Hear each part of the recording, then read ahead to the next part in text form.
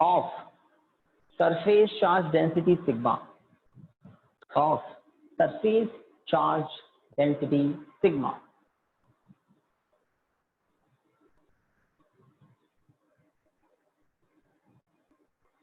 Of surface charge density sigma. Full stop. हो गया यहाँ तक? Yes sir. Yes sir. ये हमने बता दिया सिस्टम क्या है। अब आगे हमें करना क्या है, देखिए, to find electric field intensity, to find electric field intensity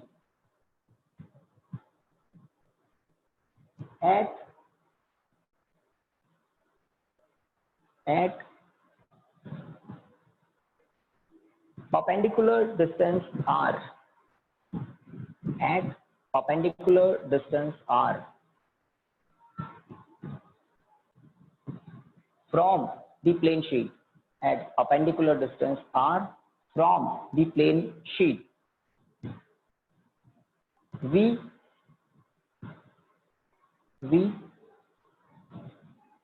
draw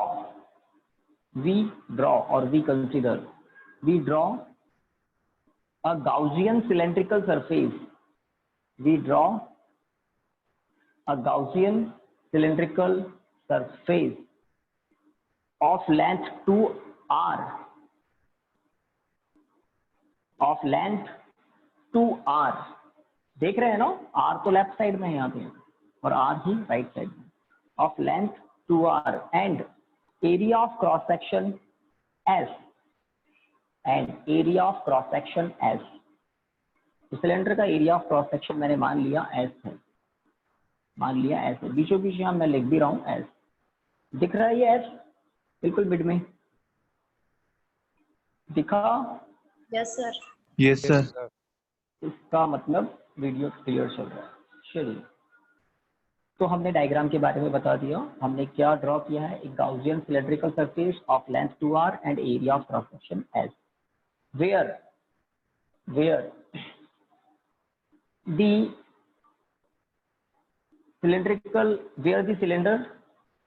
cylinder is divided into two equal parts by the, where the cylinder divided into two equal parts, where the cylinder divided into two equal parts by the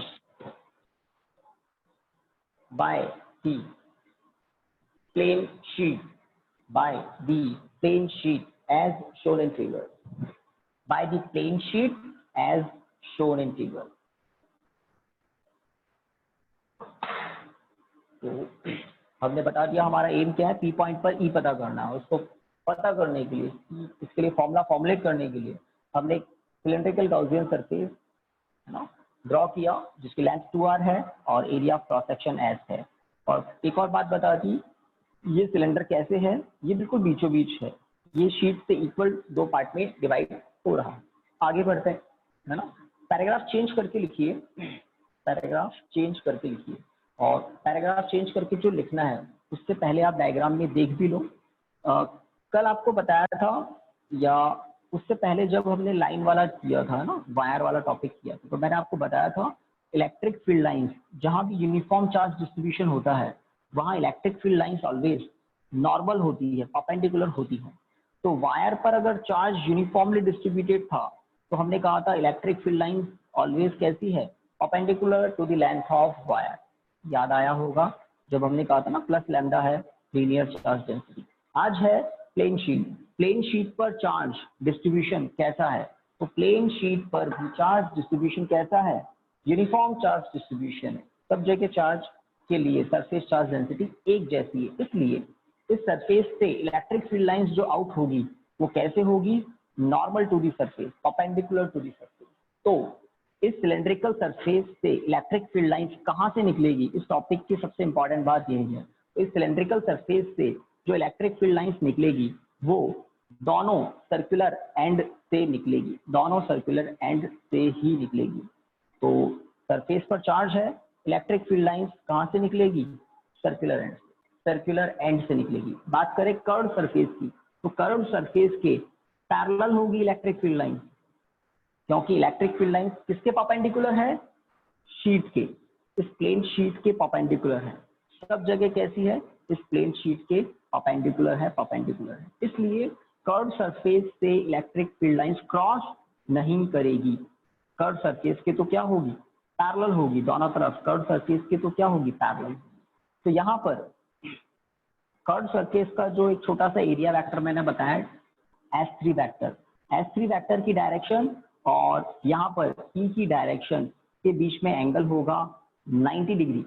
एक बार S1 vector और यहाँ पर जो E है उसके बीच का angle होगा 0 degree. Right side में जो सर्कुलर एंड है वहाँ एरिया वेक्टर S2 वेक्टर और electric field vector E vector के बीच का एंगल 0 डिग्री है। तो आपको दिख रहा है दोनों सर्कुलर एंड से इलेक्ट्रिक फील्ड लाइंस बाहर निकलेगी, इलेक्ट्रिक फील्ड लाइंस बाहर निकलेगी, बट कर्व सरफेस से कोई इलेक्ट्रिक फील्ड लाइन कट नहीं करेगी। रीजन आपको बता दिया, यूनिफॉर्म चार्ज डिस्ट्रीब्यूशन से electric field lines always perpendicularly निकलती है। परपेंडिकुलरली आउटवर्ड होती है अगर पॉजिटिव है तो, परपेंडिकुलरली इनवर्ड होती है अगर नेगेटिव चार्ज हो तो हमने डायग्राम में पॉजिटिव चार्ज दिखाया है, तो इलेक्ट्रिक फील्ड लाइंस का एरो क्या दिखाया है? Outward, outward. ठीक है, तो आपको बस एक एरो दिखाना है, समझने के लिए मैंने बता दिए। बहुत सारी इलेक्ट्रिक फील्ड लाइंस निकलती है लेफ्ट से भी राइट से भी।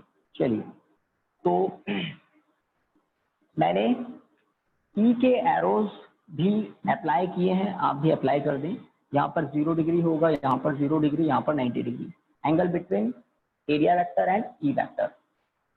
चलिए लिखिए पैराग्राफ की जो मैं कह रहा था, अब लिखिए इसमें, we can divide the cylindrical surface in, we can divide the cylindrical surface into 3 parts.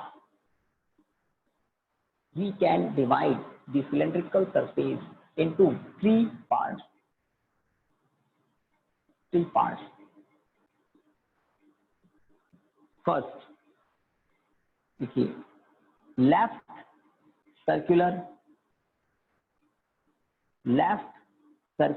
surface, जल्दी लिखिए,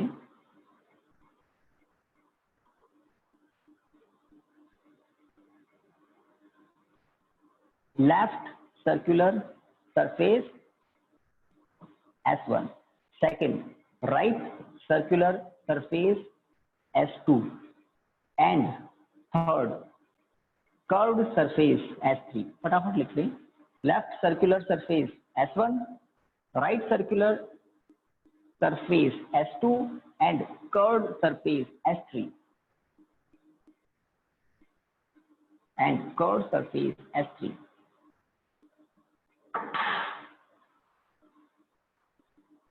डन, 3 पार्ट्स बता दिए आपने, S1 S2 S3। आगे S1 S2 S3 हो गए, बताइए। Yes, sir.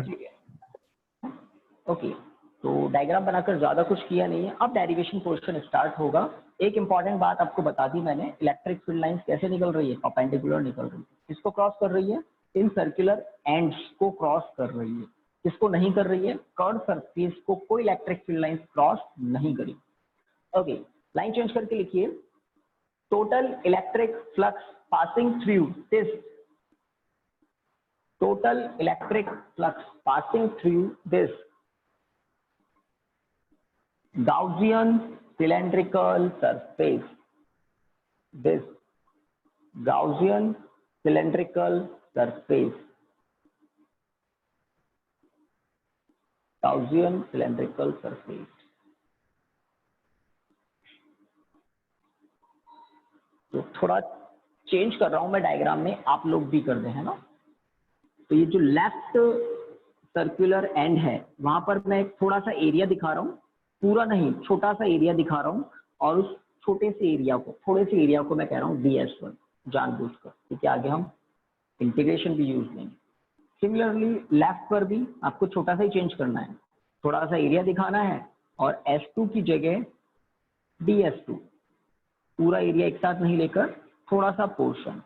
कर्व सरफेस पर हमने ऑलरेडी थोड़ा सा डार्क किया हुआ है, उसको S3 नहीं लिखकर बस मैं ds3 कर रहा हूँ, इतना सा कर रहा हूँ क्योंकि हम इंटीग्रेशन यूज लेंगे। चलिए, तो आपने लिख दिया है already, total electric flux passing through this cylindrical Gaussian surface the phi equal to integration over a closed surface E dot ds। एक ही इंटीग्रेशन लिखना है अभी। तो ये फ्लक्स का जनरल फॉर्मूला है, किसी भी क्लोज्ड सरफेस से पास होने वाले फ्लक्स का जनरल फॉर्मूला है। अब आज क्लोज्ड सरफेस कौन सा है? Cylindrical surface. सिलेंडर के हमने कितने पार्ट इमेजिन किए हैं? 3 पार्ट्स, लेफ्ट राइट कर्व। अब तो ये जो ऊपर वाला एक इंटीग्रेशन है इसको हम 3 पार्ट्स में डिवाइड कर देंगे। जब एक इंटीग्रेशन है तो उस इंटीग्रेशन पर एक छोटा सा सर्कल है, जब एक इंटीग्रेशन है तो ये सर्कल है। सर्कल क्या बताता है? क्लोज्ड सरफेस के ऊपर integration. This integration is over a closed surface. इसके 3 पार्ट्स देखिए। सबसे पहले इंटीग्रेशन ई डॉट ds और नीचे लिख रहा हूं मैं on S1 plus integration E dot ds और इस इंटीग्रेशन के नीचे लिख रहा हूं मैं S2। तो S1 S2 लिखने से क्लियर हो जाता है फर्स्ट इंटीग्रेशन किसके लिए है? लेफ्ट सर्कुलर एंड के लिए ओनली। सेकेंड इंटीग्रेशन किसके लिए है? For right circular and only. Plus third integration E dot ds S3, है ना। आप चाहे तो ds1 कर सकते हैं, ds2 कर सकते हैं, ds3 कर सकते हैं, ऐसा जरूर कर दें। ds1 ds2 ds3 छोटे छोटे एलिमेंट जो हमने डायग्राम में भी दिखाए हैं वही इंटीग्रेशन में भी लिखे हैं। ओके गाइस, तो ये हो गया हो तो बताइए। फाई इक्वल टू हो गया हो तो डन बताइए। सर। तो यहाँ पर ये जो 3 इंटीग्रेशंस आपको दिख रहे हैं उस पर किसी पर सर्कल नहीं है, है ना।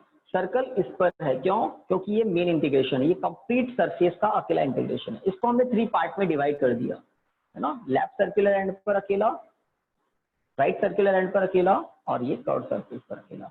अब एक इंपॉर्टेंट बात यहाँ लिखी जाएगी, ये इक्वेशन 1 आप कर दें। इस इक्वेशन 1 पर 3 कंडीशन अप्लाई करेंगे जो आपको पहले से बता दी, इसलिए टाइम नहीं लगेगा। लिखिए ऑन S1 सरफेस, या क्या लिखें? ऑन S1 नहीं लिखे, लिखिए ऑन लेफ्ट सर्कुलर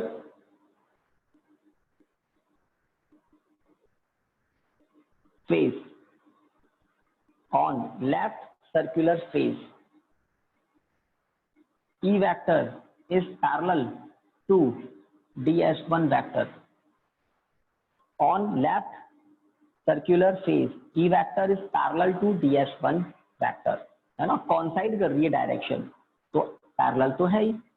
सो इसी में लिखना है, सो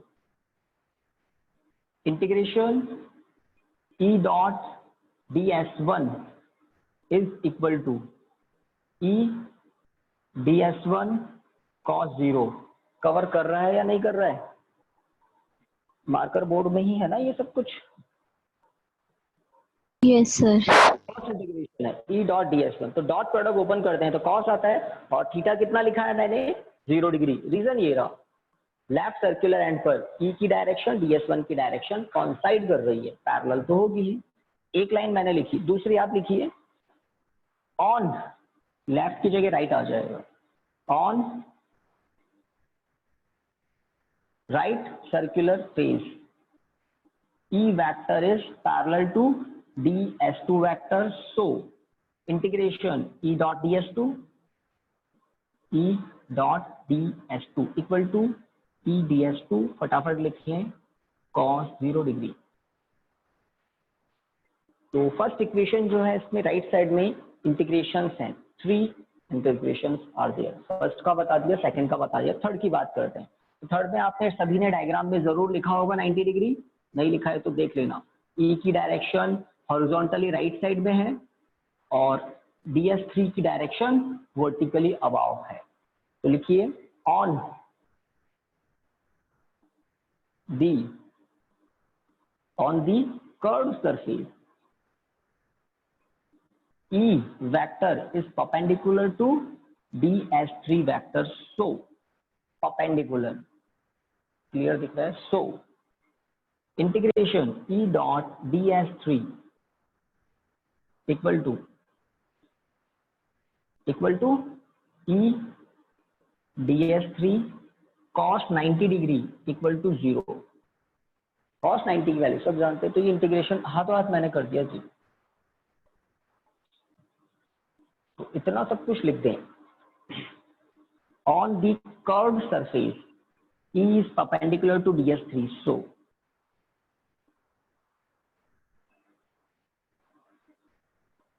हो गया। Now Yes, sir. From equation 1, तो बहुत स्लो चल रहे हैं हम, आराम से कर रहे हैं हम। आपको एग्जाम के लिए है ना समझना है, और एग्जाम के लिए इसको दिमाग में फिट कर लेना है ना। एग्जाम के लिए कोई स्पेशल प्रिपरेशन कभी नहीं होती है। एक बार जिसको समझ में आ गया वो इसके लिए स्पेशल प्रिपरेशन होती है, क्योंकि सिलेबस बहुत बहुत बड़ा है, तो पूरे साल आपको एग्जाम की प्रिपरेशन ही करनी होती है। इक्वेशन 1, अब इक्वेशन 1 क्या होगा? तो phi equal to, first integration मैं लिख रहा हूं E ds1 integration, second integration E ds2, third integration के पेज पर 0। देखो इनको यूज ले लिया मैंने, फर्स्ट में, सेकंड में और थर्ड में। cos 0 1 होता है, cos 90 0 होता है।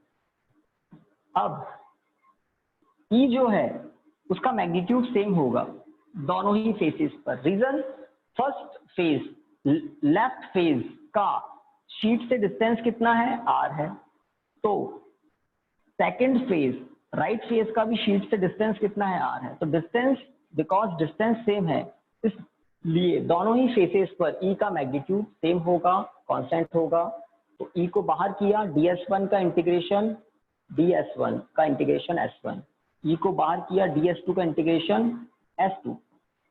और वैसे मुझे बताइए ds1 का इंटीग्रेशन s लिख दूं तो, और ds2 का इंटीग्रेशन भी s लिख दूं तो रॉन्ग नहीं है, ये सही है। रीजन आप देख लें, ऊपर थ्योरी में आपने लिखा है सिलेंडर का एरिया ऑफ क्रॉस सेक्शन कितना है?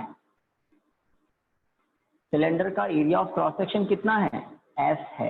इसका मतलब s1 equal to s, s1 equal to s, s2 equal to also s। तो किसी भी एक सिलेंडर के एरिया ऑफ क्रॉस सेक्शन की बात करें तो सभी जगह एरिया ऑफ क्रॉस सेक्शन कैसा होता है? एक जैसा होता है। तो पहले आप इंटीग्रेशन करोगे तो s1 आएगा, फिर s1 को आपको क्या लिखना है? s लिखना है। s2 को भी क्या लिखना है? s लिखना है। एरिया ऑफ क्रॉस सेक्शन है, पहले से हमने कंसिडर किया हुआ है।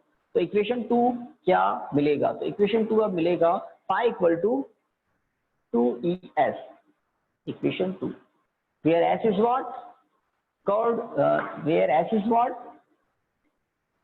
s is what? बताइए s क्या है? Cross section area. Cross section area, ठीक है। तो E कांस्टेंट है इसलिए इंटीग्रेशन से बाहर आया, ds1 का इंटीग्रेशन s है। E कांस्टेंट है इसलिए इंटीग्रेशन से बाहर आया, ds2 का इंटीग्रेशन s है। ds2 किसका पोर्शन है? लेफ्ट राइट सर्कुलर एंड का छोटा सा पोर्शन है, उसके इंटीग्रेशन से पूरा सरफेस मिलेगा, और ये पूरा सरफेस क्या है? s। लेफ्ट सरफेस का छोटा सा पोर्शन था ds1, ds1 के इंटीग्रेशन से क्या मिलेगा? पूरा सरफेस क्या है? s। ओके, इक्वेशन 2 के बाद लिखिए एज, आपको याद होगा जब हम इनफाइनाइट वायर वाला टॉपिक कर रहे थे तब भी हमने बताया था as L length of the wire lies inside the cylinder, ऐसी लैंग्वेज आई थी, क्योंकि वहां लेंथ थी तो एल लेंथ कहा था, लिखा था वहां पर हमने as L length of the wire lies inside the cylinder. यहाँ पर आप देखिए इस सिलेंडर के अंदर सरफेस का कितना एरिया प्रेजेंट है। तो इस सिलेंडर के अंदर सरफेस का, चार्ज सरफेस का कितना एरिया है? ये जो मैं अभी सर्कल कर रहा हूं, कितना एरिया है ये?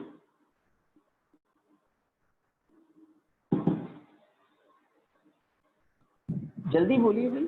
S. है ना? तो ये एस किसका एरिया है? चार्ज सरफेस का एरिया है, क्योंकि सिलेंडर तो होलो है, होलो सिलेंडर के अंदर ये एस एरिया किसका आ गया है अंदर? चार्ज सरफेस का। तो लिखिए as S area of the charged sheet, as as area of the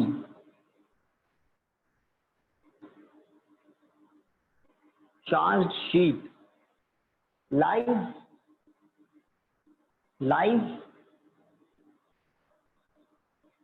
inside the cylinder, lies inside the cylinder. So total charge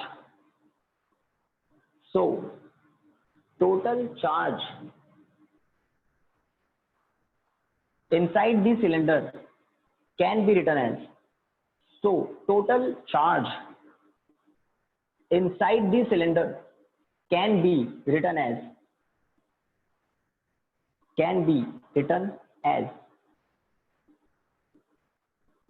तो पहले इसको डाइजेस्ट करो इक्वेशन 3 को। Can be written as Q equal to sigma into S. तो ये Q क्या है? Cylinder के अंदर टोटल चार्ज है, और वो क्या लिखा है मैंने? सिग्मा और एस का प्रोडक्ट लिखा है। सिग्मा क्या है? शीट के लिए surface charge density. Surface charge density को हम क्या कहते हैं? Electric charge on unit area. अब आगे की बात, ये चार्ज सरफेस का शीट का एरिया है और कहां पर है? सिलेंडर के अंदर है। ठीक है, तो ये एस एरिया किसका है? चार्ज शीट का है, और ये एस एरिया कहां है? सिलेंडर के अंदर है। तो सिग्मा इंटू एस क्या हो जाएगा? चार्ज, वो चार्ज जो सिलेंडर के अंदर है, क्योंकि एस एरिया सिलेंडर के अंदर है और यूनिट एरिया पर कितना चार्ज है? सिग्मा। तो सिग्मा इंटू एस होगा total charge inside the cylinder. Useful equation. अब लिखिए, अकॉर्डिंग टू गॉस लॉ तो यूज लेना ही है लास्ट में। देखिए, अकॉर्डिंग टू गॉस लॉ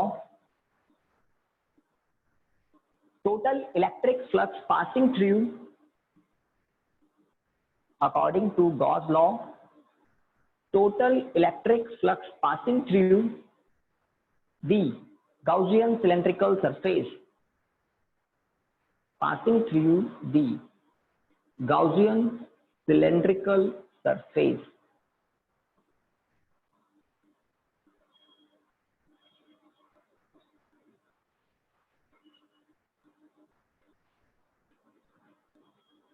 तो ये दो स्टेप लिखें। गॉस लॉ का स्टेटमेंट सब जानते हैं, और उसके अकॉर्डिंग ये एक्सप्रेशन भी सब जानते हैं। Phi equal to Q upon epsilon not. Cylinder एक क्लोज्ड सरफेस है। इस क्लोज्ड सरफेस के अंदर चार्ज मैंने पहले से पता लगा लिया इक्वेशन 3 में, है ना, और इक्वेशन 3 से मैंने वैल्यू पुट कर दी तो मुझे इक्वेशन 4 मिल गई। तो हमने 2 बार फाई फाइंड कर लिए। गॉस लॉ के एप्लीकेशन में हम यही करते हैं, 2 टाइम्स फाई फाइंड करते हैं, एक बार मैथमेटिकली इंटीग्रेशन करके और एक बार गॉस लॉ यूज लेकर। तो ये इक्वेशन नंबर 2 का LHS क्या है? Total electric flux passing through the cylindrical surface. Equation 4 का LHS भी क्या है? Total electric flux passing through the same Gaussian cylindrical surface. Equation 2 equation 4 के LHS सेम है। RHS को इक्वेट करेंगे तो आपको क्या मिल जाएगा? E। और ये E कहां पर है? ये E राइट फेस पर भी है और ये E लेफ्ट फेस पर भी है, दोनों पर होगा। इक्वेशन 4 सबने कर लिया हो तो बताइए, ऐड करते हैं फिर Yes, topic sir. Yes, sir. Equation 4 आपने लिख लिया है, ऐसा कह रहे हैं। ठीक है, देखिए from equation 2 and 4,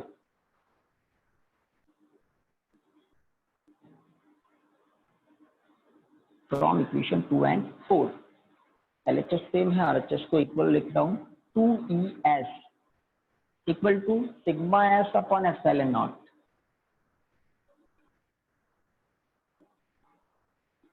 S cancel, so E equal to final result E equal to sigma upon 2 epsilon not. Magnitude है ये, दिख रहा है?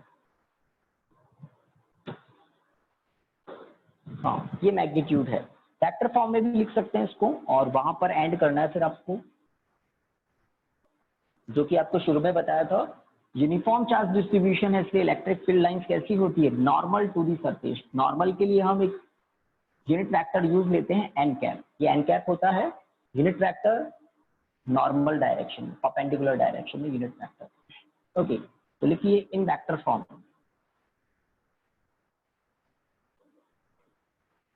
इन vector form E vector equal to sigma upon 2 epsilon not n cap.